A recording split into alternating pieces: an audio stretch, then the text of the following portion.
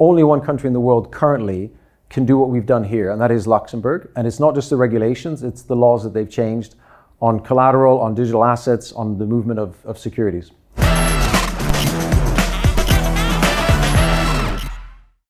There's no avoiding it. Tech is changing the way that all of us live our lives. But what about Europe's biggest bank? Let's chat with their head of strategy and find out. Niccolo, good afternoon.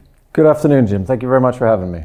Now, let's just talk about tech, HSBC. In what way is it changing the way that you do business? So when we talk about tech, it's a big topic, and there are a lot of things that we could be talking about, and I think we'll get onto a few of them today. But if you ask about how tech is changing how we operate as a bank and what we're doing internally, there's a lot of good stuff, but I do want to focus on Gen AI, generative AI. I know it is like the flavor of the day, but I do want to remind ourselves of a quote Bill Gates said, which is we often overestimate the amount of change in 2 years, but underestimate the amount of change in 10 years. And I think Gen AI is exactly this, which is over the longer course is going to have a massive impact on everything we do internally. A quick step back on what it actually is. So there are two massive foundational models people may have heard about. ChatGPT, of course, is one, which we're all now using loads. OpenAI, Microsoft, that one, and then Bard, which is the Google one. And Bard is their consumer facing. It's their ChatGPT. They estimated they spent $20 billion developing Bard and fed it 45 terabytes of data. So you can imagine there are not many companies that are going to be able to create these foundational models. These are the foundations upon which we then build trained models. So more specific things that you can do stuff with. And those can come in two forms. A standalone, like a chatbot, like ChatGPT is. You feed it questions, you tell it how you want an answer and it comes back. Or an embedded, which is like a co-pilot for coding. But they're getting it into Microsoft, which is why Microsoft invested in OpenAI. So you can imagine you open up a Word document and you get your little chat AI bot saying, what would you like to do today? And you can say, give me a board paper talking about this subject, these many words, structure it like that, and it'll populate a first version. So that's an embedded version of how AI will help us. And you can see right there how it's going to increase productivity for quite a few of us. On top of that, Gen AI can work on public data, which is super easy. So you say, hey, give me a credit analysis of Vodafone, which would be something one of our relationship managers needs to do on a regular basis. And you can feed it publicly available data on Vodafone, or it can operate on private data. And this is slightly more tricky, but that's one of the reasons we're putting all our data into the clouds, because that's a protected environment where we can access the data. And we could say, hey, analyze for me the last 5 years of risk management meetings and tell me where the trends have improved and where they've gone down as a bank, and do it in this region. So you can see that we can start applying it on our own data as well. And then finally, where we get to on this is we either have an internal facing or an external facing. What I mean by that is it's either helping our employees. So in these examples, it's talking to our employees, and then our employees are improving their productivity. Or you could get to a place where the AI is talking directly to customers. So then we don't need your employees. Well, again, it'll be an enhancement. So you'd enhance part of the value proposition, though I think at that point the employees become more about fulfillment. So a lot of your initial queries, you want to buy a car. Should you rent? Should you lease? Should you finance? You could do all of this with a generative AI, and they could tell you some of the options that HSBC could give you. And then when it comes time to actually finalize it, though, you should probably talk to someone and just verify, that you got the right product for the right person at the right time. Now, I've met some elderly bankers. In fact, they've sat in that chair and they say to me, oh, Jim, there's nothing new. I remember AI back in the 1990s.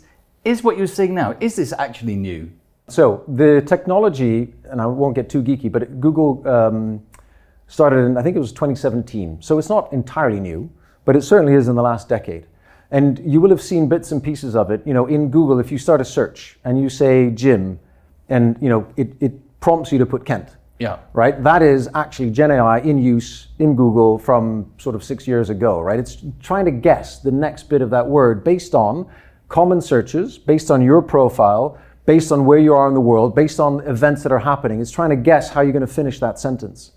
And that's the beginning of Gen AI. And that's what we're seeing now, which is, it is a much more advanced version of a chatbot, where it's really being able to converse with us and guess what's coming next and actually produce content that we weren't able to do 5 years ago. Right, so that's about processes. I'd like to talk about products for Yes. 1 second. Digitalization of assets. Is HSBC for it? Yes. So we have to be slightly careful around what we're talking about in terms of assets. So cryptos, could be in assets, and we're not for those at all. We struggle to find a legitimate user case in the crypto world, but we like some of the underlying technology. So we do like distributed ledger technology. We do like tokenization. We do like smart contracts. And you may or may not be aware, we did do a first in Luxembourg, which is we issued a digital tokenized bond with the EIB in pounds and then later on in euros. Was that a success? Was there take-up?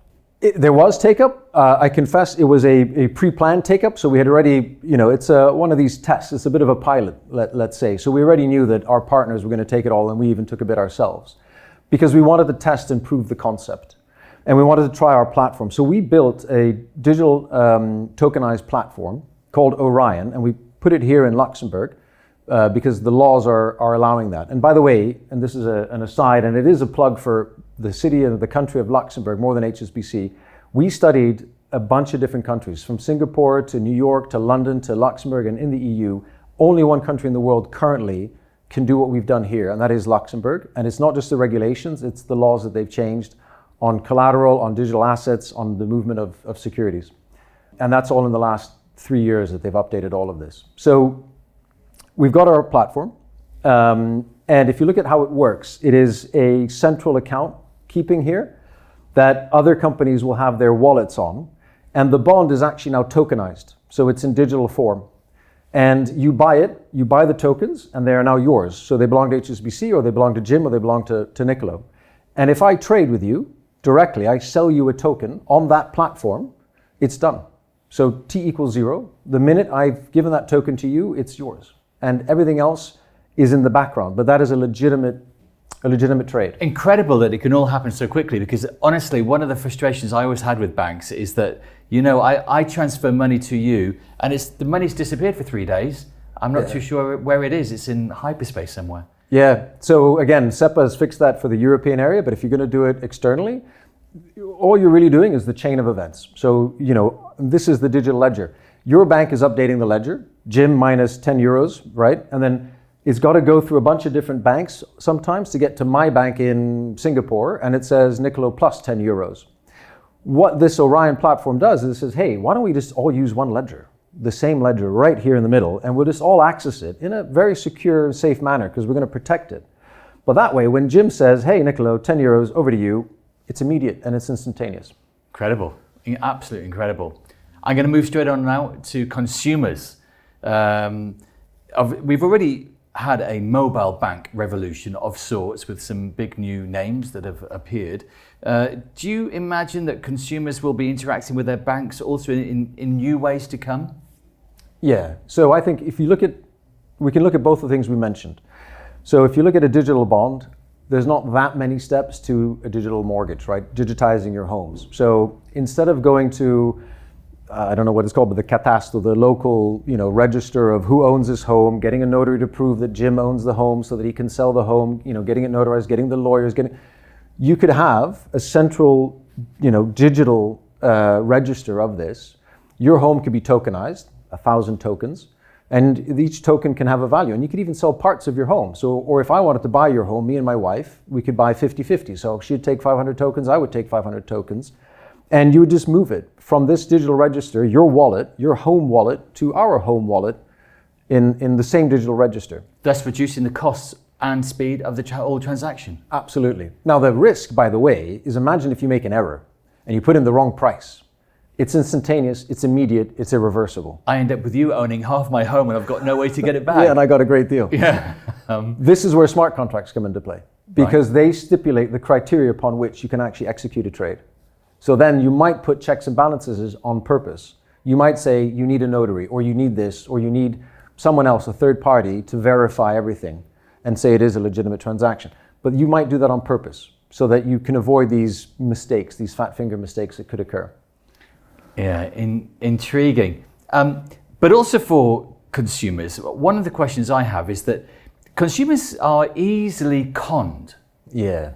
Is there a risk with all of this technology we may see an increase in that side? Yeah, so I think this technology comes with two risks, two big ones, and many smaller ones.